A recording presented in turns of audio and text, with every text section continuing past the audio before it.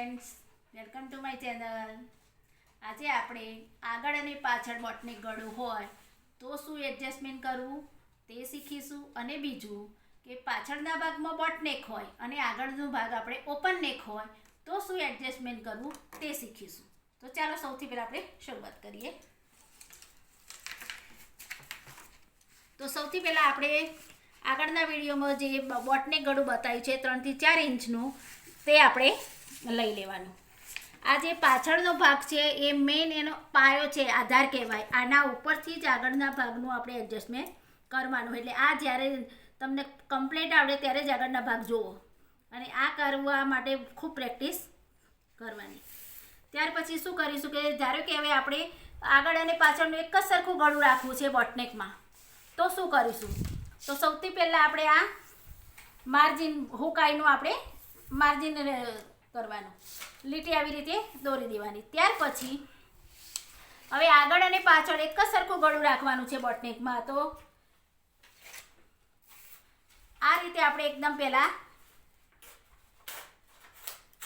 દોરી દેવાનું અને અહીંથી ત્યાં સીધું એકદમ આપણે છાપી જ લેવાનું. પહેલાં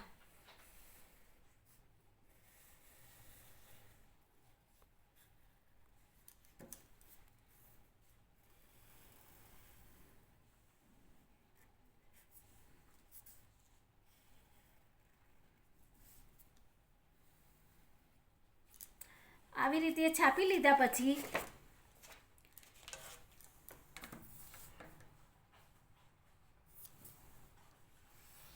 આવી રીતે દોરી અને અહીંયા આપણે 1.5 ઇંચ ઉપર આ રીતે નિશાન કરી અને એક આવી રીતે નિશાન કરી દેવાનું. અને અહીંયા આ રીતે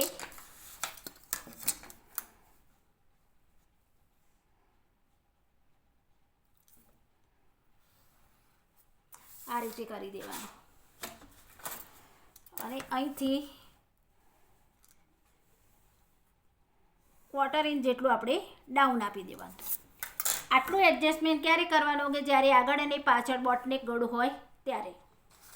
હવે ધારો કે આપણે પાછળ બોટનેક ગળું રાખવાનું છે અને આગળ ઓપનનેક ગળું રાખવાનું છે, તો શું કરવાનું? તો સૌથી પહેલાં આપણે પાછળનું આ ભાગનું લેવાનું. ત્યાર પછી એ માપવાનું કે આમાં શોલ્ડર આપણે કેટલો લીધો હતો. તો અહીંયા 7.5 લીધો છે શોલ્ડર આપણે. તો આ 7.5 શોલ્ડર જે છે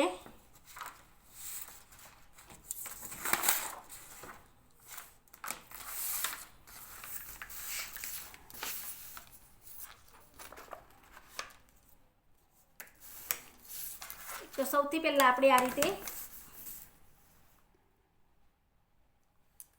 સીધું માર્કિંગ કરી દો અહીંયા આવી રીતે. પછી બીજું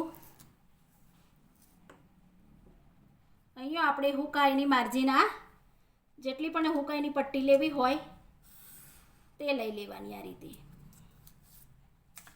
ત્યાર પછી આ પાછળનો ભાગ આપણે લેવાનો અને એમાં આપણે જેટલો પણ આ શોલ્ડર છે આપણો એ લેવાનો. અહીંયા 7.5 અને 1 પોઈન્ટ થાય એટલે 7.5 આપણે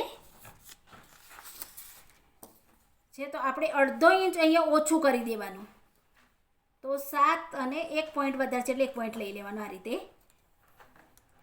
જેટલો પણ અહીંયા આપણે પાછળના ભાગમાં શોલ્ડર લીધો હોય એનાથી 1/2 ઇંચ અહીંયા શોલ્ડર ઓછો કરી દેવાનો. અને અહીંયા આ રીતે આ જે શોલ્ડર અહીંયા આટલે આ રીતે આ મૂકી દેવાનું.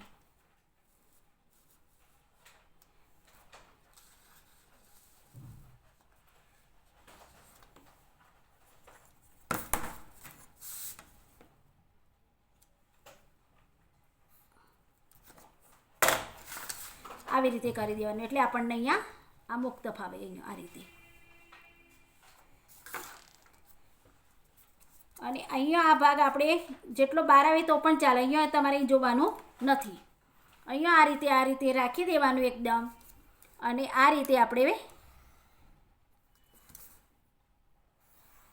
આવી રીતે માર્કિંગ કરી દેવાનું.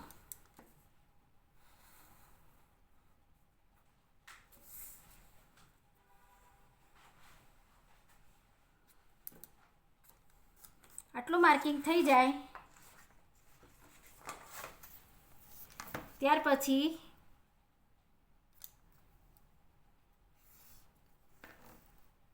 અહીંયા પાછું આ રીતે 1.5 ઇંચ આ કરી જ દેવાનું. આ વસ્તુ દરેકમાં આગળના ભાગમાં જ્યારે પણ આપણે કરતા હોય ત્યારે આ કરવાની જ.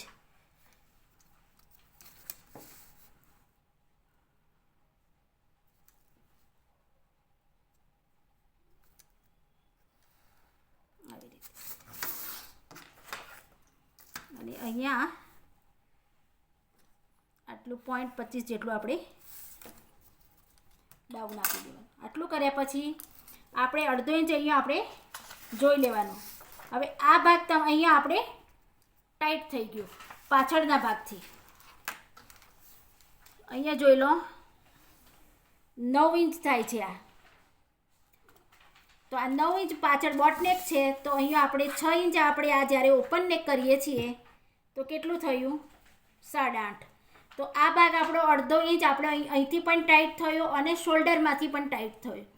એના કારણે આગળ પાછળ આ રીતે એડજસ્ટમેન્ટ કરવાથી બ્લાઉઝનું એકદમ સુપર કટિંગ થાય છે અને તમારે બ્લાઉઝમાં ક્યાંય પણ કંઈ પણ જાતની ગળ કે અહીંયા જે પેલી પડતી હોય છે ક્રીજ એ કંઈ પણ પડે નહીં અને ક્યારેય શોલ્ડર ઉતરવાની પણ સમસ્યા નહીં આવે.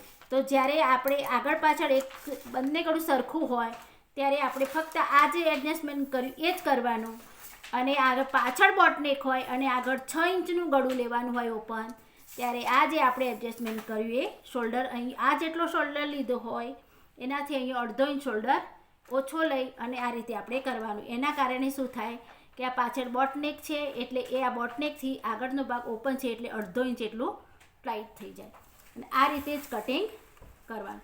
આ રીતે દરેક ભાગ એડજસ્ટમેન્ટ કઈ રીતે કરવો એ પહેલાં સૌથી પહેલાં આપણે શીખીશું અને પછી જ આગળ આખા બ્લાઉઝનું કટિંગ કરતાં શીખીશું.